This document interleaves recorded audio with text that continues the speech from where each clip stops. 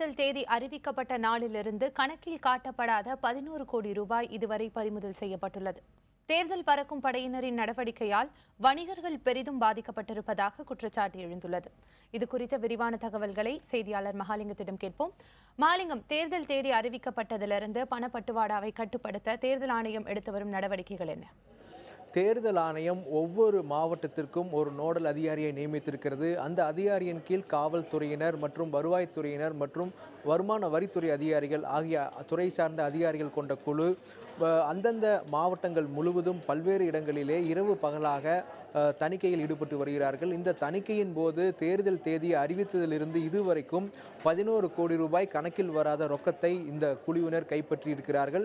அது மட்டுமல்லாது சில கோடி ரூபாய் மதிப்புள்ள தங்க நகைகளும் மற்றும் பரிசு பொருட்களையும் இந்த படையினர் தற்பொழுது பறிமுதல் செய்திருக்கிறார்கள். இது ஆங்காங்குள்ள அரசு கருவூலங்களிலே இந்த தொகையும் இந்த பரிசு பொருட்களும் வைக்கப்பட்டிருக்கின்றன. இது குறிப்பாக தேர்தல் ஆணையம் மிக தெளிவாக இந்த தணிக்கை விஷயத்தை முன்னெடுத்திருக்கிறார்கள். ஏனென்றால் கடந்த ஏற்காடு இடைத்தேர்தலிலும் கூட 3 கோடி ரூபாய், அதாவது ஒரே ஒரு சட்டமன்ற தொகுதிக்கான இடைத்தேர்தலில் கூட கணக்கில் வராத 3 கோடி ரூபாய் பணம் பறிமுதல் செய்யப்பட்டது. இது இந்தியாவையே திரும்பி பார்க்க வைத்த ஒரு சம்பவமாக கருதப்பட்டது. அதற்கு பிறகு தற்பொழுது நடக்கும் இந்த நாடாளுமன்ற தேர்தலிலே இந்த பண பட்டுவாடாவை கட்டுப்பாட்டில் கொண்டு வர வேண்டும் என்ற நோக்கி தற்பொழுது தீவிரமான நடவடிக்கைகளை மேற்கொண்டு வருகிறது. குறிப்பாக 50,000 ரூபாய்க்கும் குறைவாக இருப்பவர்களை இந்த சட்டத்திற்குள் இந்த கட்டுப்பாட்டிற்குள் அவர்கள் எதுவும் தண்டனை விதிப்பதில்லை. 50,000 ரூபாய்க்கும் அதிகமாக கொண்டு செல்பவர்கள் அந்த தொகை எங்கிருந்து எடுத்துச் செல்லப்படுகிறது, எதற்காக கொண்டு செல்லப்படுகிறது, யாருக்கிடம் இந்த தொகை கொண்டு சென்று சேர்க்கப்படுகிறது என்பதற்கான உரிய ஆவணங்கள் இருக்க வேண்டும் என்று தேர்தல் ஆணையம் சொல்லியிருக்கிறார்கள்.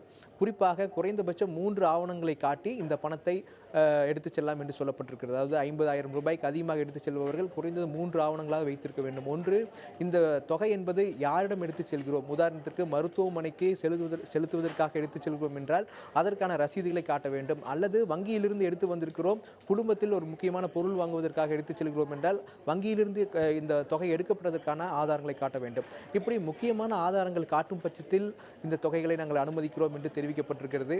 எனவே இந்த கட்டுப்பாடு என்பது பல தரப்பிலும் வரவேற்பை பெற்றிருக்கிறது. அப்பொழுதுதான் நேர்மையான முறையில் தேர்தல் என்பது நடக்கும். வாக்காளர்களுக்கு பணத்தை கொடுத்து அவர்கள் இந்த மோசடி நடத்துவதற்கான ஏற்பாடுகளை தவிர்க்க முடியும் என்ற நோக்கில் இந்த ஏற்பாடுகளை தேர்தல் ஆணையம் தீவிரமாக மேற்கொண்டு வருகிறது. பிரியா, மகாலிங்கம், இப்போ இந்த பணப்பட்டுவாடாவை கட்டுப்படுத்துறதுக்கு எடுத்து வரும் நடவடிக்கைகள் பல தரப்புல வரவேற்பு பெற்றிருக்குதுன்னு சொன்னீங்க. ஆனா வணிகர்கள் தரப்புல இருந்து நிறைய எதிர்ப்பு குரல் இதற்கு இருக்கிறது.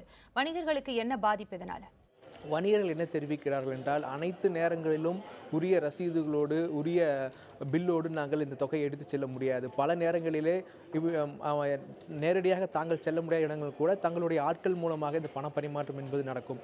எனவே இதனால் எங்களுக்கு பல்வேறு நெருக்கடிகள் ஏற்பட்டிருக்கின்றன. உரிய நேரத்தில் பணம் போய் சேராததால் இது எங்களுடைய வணிகம் என்பது பாதிக்கப்பட்டிருக்கிறது என்று அவர்கள் தெரிவித்திருக்கிறார்கள். குறிப்பாக தற்பொழுது தலைமை தேர்தல் ஆணையம் குறைந்தபட்சம் 3 லட்சம் ரூபாய் அளவிற்கு பணத்தை எடுத்துச் செல்வதற்கு அனுமதிக்க வேண்டும் என்ற கோரிக்கையை அவர்கள் வலுவாக முன்வைத்திருக்கிறார்கள். இல்லாவிட்டால் போராட்டம் நடத்த திட்டமிட்டிருப்பதாகவும் வணிகர் சங்கத்திலிருந்து நமக்கு தகவல் தெரிவிக்கப்பட்டிருக்கிறது. எனவே வணிகர்கள் தெரிவிப்பது என்னவென்றால், இந்த தொகை பரிமாற்றம் என்பது வணிகத்தினுடைய முக்கியமான அங்கம். அதை கட்டுப்பாட்டுக்குள் கொண்டு வரும் பட்சத்தில் இந்த வணிகம் என்பது பாதிக்க வாய்ப்பு இருக்கிறது. இதனால் பொதுமக்கள் பாதிக்க வாய்ப்பு இருக்கிறது என்று அவர்கள் வாதத்தை முன்வைத்து வந்து கொண்டிருக்கிறார்கள். மகாலிங்கம், வணிகர்களுடைய இந்த கோரிக்கைகளுக்கு தேர்தல் ஆணையத்துடைய பதில் என்ன? இது குறித்து தேர்தல் ஆணையத்திடம் பேசிய போது தேர்தல் அதிகாரிகள் என்ன தெரிவிக்கிறார்கள் என்றால், பல அரசியல் கட்சிகள் இந்த தொடர்ந்து தணிக்கை செய்வதற்கு எதிர்ப்புகளை தெரிவித்து வருகிறார்கள்.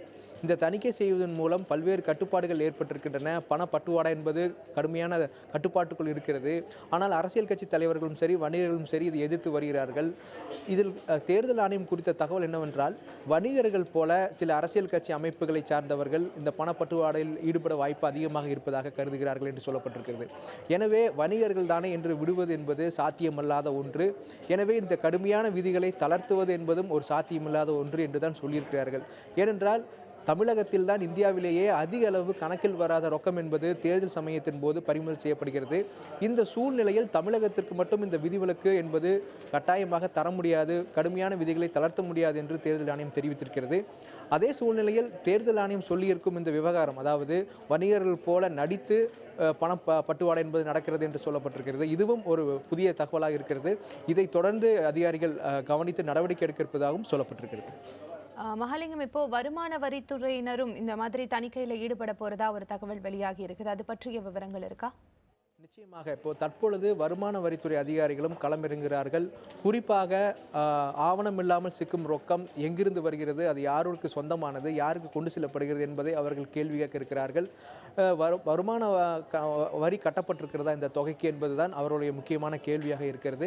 வருமான வரித்துறை அதிகாரிகள் கேட்ட பொழுது வருமான வரி சட்டத்தின் கீழ் வழக்கு பதிவு செய்யப்பட்டு இந்த ரொக்கத்தை வைத்திருப்பவர்கள் மீது அல்லது இந்த ரொக்கம் யாருக்கு சொந்தமோ அவர்கள் மீது நடவடிக்கை எடுக்கப்படும் என்று தீர்க்கமாக சொல்லியிருக்கிறார்கள். எனவே இம்முறை வருமான வரித்துறை அதிகாரிகளும் களத்தில் இறங்கி இந்த கணக்கில் காட்டப்படாத ரொக்கங்கள் சம்பந்தமாகவும் பரிசு பொருட்கள் சம்பந்தமாகவும் நடவடிக்கை எடுக்க தீவிரமான முயற்சிகளையும் அவர்களும் மேற்கொண்டு வருகிறார்கள். பணப்பட்டுவாடாவை கட்டுப்படுத்த தேர்தல் ஆணையம் எடுத்து வரும் நடவடிக்கைகளை பதிவு செஞ்சீங்க. நன்றி.